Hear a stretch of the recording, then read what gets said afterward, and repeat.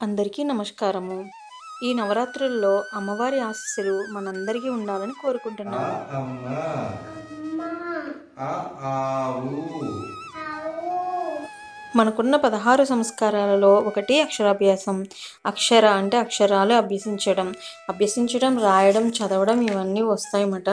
So, అక్షరాభ్యాసం చేయించడం వల్ల విద్యారమ్మ అంటే విఘ్నేశ్వరుడి, సరస్వతీదేవి అనుగ్రహం కలుగుతుంది. జనరల్‌గా ఇప్పుడున్న పిల్లలు 6, 8, 10 నెలల నుంచి వినడం, అనడం, గుర్తించడం చేస్తారు. అయితే అక్షరాభ్యాసం చేయించిన దగ్గర నుంచి రాయడం, చదవడం ఇవన్నీ కూడా స్టార్ట్ అవుతాయన్నమాట. అయితే వయసుతో సంబంధం లేకుండా, తిథులతో సంబంధం లేకుండా అక్షరాభ్యాసం చేయించే రోజు నవరాత్రుల్లో పంచమి లేదా మూల నక్షత్రంలో చేపిస్తారండి.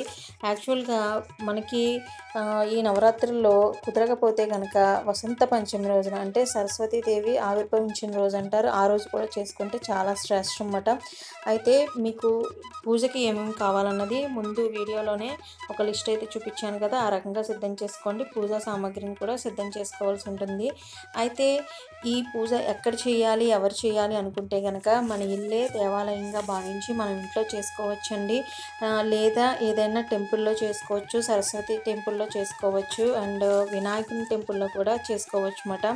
అక్షరాభ్యాసం అన్నది తల్లిదండ్రులు ఇద్దరూ కలిసి చేయించాల్సి ఉంటుంది. అయితే శాస్త్రం ప్రకారం అయితే ఎప్పుడెప్పుడు చేయించుకోవాలంటే 3వ సంవత్సరం లేదా 5వ సంవత్సరం అంటారు. అంటే 3వ సంవత్సరం యొక్క ముందు.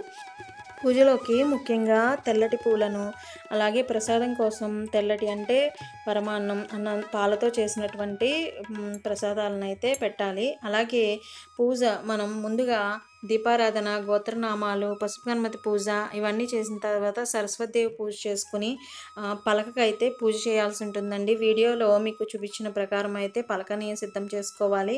ఆ తర్వాత బియ్యం అలాగే తెల్లటి వస్త్రం పైన బియ్యాన్ని అయితే తీసుకోవాలి. లేదా ఇలా ఒక పళ్ళెంలో బియ్యం తీసుకుని అడ్డగీతలు అయితే గీసి 3 భాగాల కింద చేయాలన్నమాట.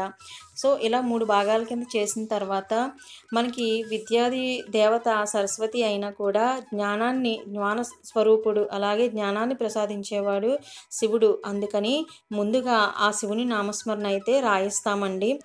బియ్యం పైన ఇలా 2 అటగీతలు గీసి 3 భాగాలైతే చేసుకోవాలి. మొదటి భాగంలో శ్రీ ఓం అని రాయించాలి. రెండవ భాగంలో నమఃశివాయ, అలాగే మూడవ భాగంలో సిద్ధం నమః అని రాయించాలి. ఈ విధంగా బియ్యం పైన 3 సార్లు అయితే రాయాల్సి ఉంటుంది. మీకు వీలుగా అందుబాటులో ఉంటే పసుపు కొమ్ముతో రాయించవచ్చు, లేదా ఇలా వేలు పెట్టి కూడా రాయించుకోవచ్చు. పిల్లలకి మొదటి గురువు తల్లిదండ్రులే అవుతారు. అలాగే పిల్లలకి మొదటిగా చేసేటటువంటి అంటే అన్నప్రసన్న అవ్వనివ్వండి, ఇలా అక్షరాభ్యాసం ఇలాంటి కొన్ని సంస్కరణలు తండ్రి ఒళ్ళో కూర్చోబెట్టే చేయించాల్సి ఉంటుంది. తల్లి, తండ్రి ఇద్దరు దగ్గరుండి పూజ చేయించాల్సి ఉంటుంది. లేదా ఇంట్లో పెద్దవాళ్ళ చేత ఎవరి చేత అయినా కూడా చేయించవచ్చు. ఇలా బియ్యంలో 3 సార్లు ఓం నమఃశివాయ, సిద్ధం నమః అని రాయించాలి. అలాగే వాళ్ళ చేత పలికేటట్టు కూడా మనం చేయించాల్సి ఉంటుంది.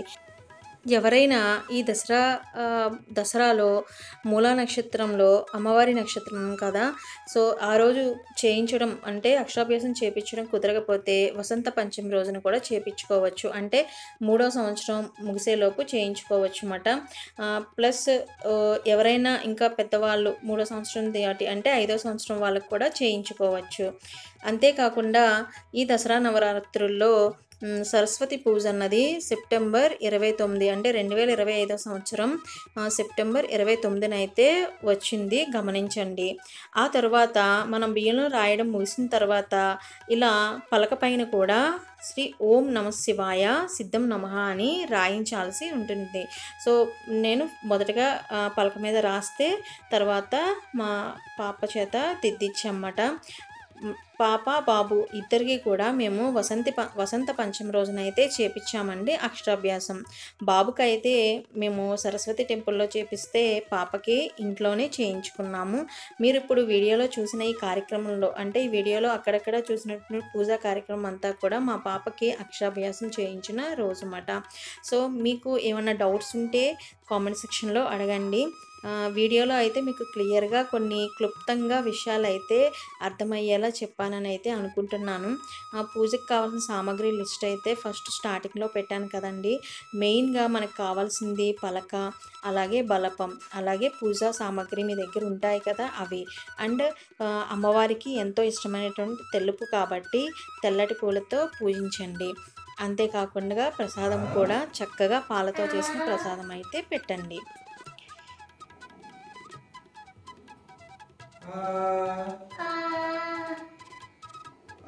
అమ్మ, ఆవు, సో ఈ విధంగా అక్షరాభ్యాసం మన గృహంలో అలాగే ఎప్పుడు చేసుకోవాలి, ఏ వయసు వారికి చేయాలి, ఏ విధంగా చేయాలన్నది మీకు చాలా క్లుప్తంగా అయితే వివరించానని అనుకుంటున్నాను. మీకు ఏమైనా డౌట్స్ ఉంటే కనుక కామెంట్ సెక్షన్లో అడగండి. అండ్ మీకు ఈ వీడియో నచ్చినట్టయితే ఒక లైక్ అలాగే షేర్ చేయడం కూడా మర్చిపోవద్దు. Thank you for watching. మళ్ళీ ఇంకొక ఈ వీడియోతో కలుస్తాను.